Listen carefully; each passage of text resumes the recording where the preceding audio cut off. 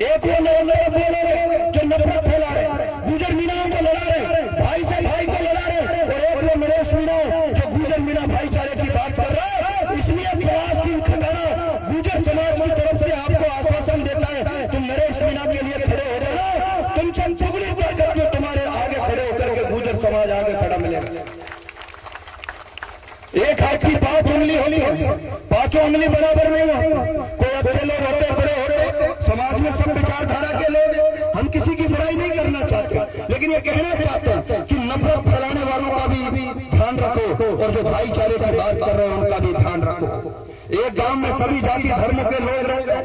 ये 21वीं सदी है, ये भाईचारे से चलेगी, नफरत से नहीं चलेगी। हमारा एक ही विश्वास है, एक ही नारा है, नफरत भगाओ, भाईचारा बनाओ, और इसी के साथ, इसी संकल्प के साथ हम आगे बढ़ रहे हैं।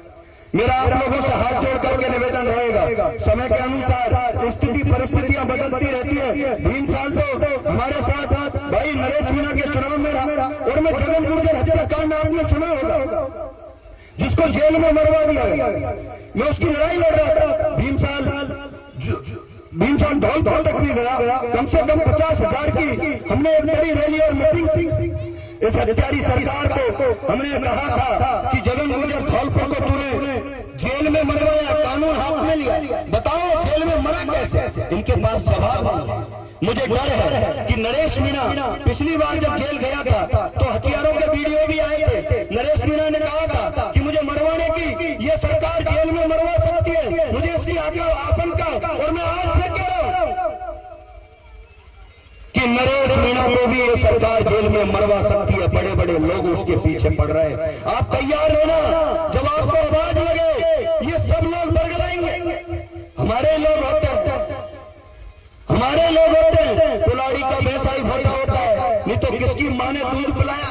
कौन भाजपा की सरकार नरेश मीणा का दोस्त क्या था? मैं पूछना चाहता हूँ सरकार क्या सिर्फ इतना सा दोस्त कि अब बरसात के दिन सरकारी स्कूल की छत गिर गई झालावाड़ के अंदर, और आदिवासी दलितों के बच्चे मर गए, जिनके लिए नरेश मीणा उस हॉस्पिटल के सामने समाचार लेने चला गया? बस इस बात को माननीय न्यायालय ने नरेश मीणा को जेल नहीं भेजा है। ये सरकार और ये ढोंगी नेता झूठ बोल रहे हैं। माननीय न्यायालय ने तो नरेश मीणा को जमानत दी थी, लेकिन सरकार ने, भजनलाल सरकार ने एक अपील की कोर्ट में, अपील के माध्यम से उसकी जमानत को खारिज करके जेल भेजा।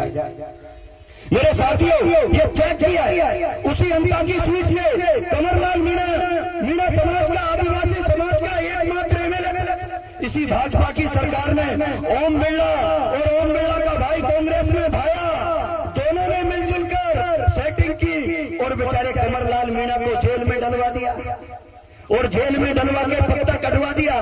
पत्ता कटवाने के बाद नरेश मीणा से कहा था कि तू भाजपा का टिकट ले ले, तेरे सभी मुकदमों को खत्म कर दे। नरेश मीणा ने कहा इससे पहले और कहा भाजपा के लोगों ने, तो ये एमएलए बना देंगे, केस खत्म करवा देंगे, और केस खत्म करने के साथ साथ तुझे भाजपा की सरकार में डिप्टी सीएम बना देंगे।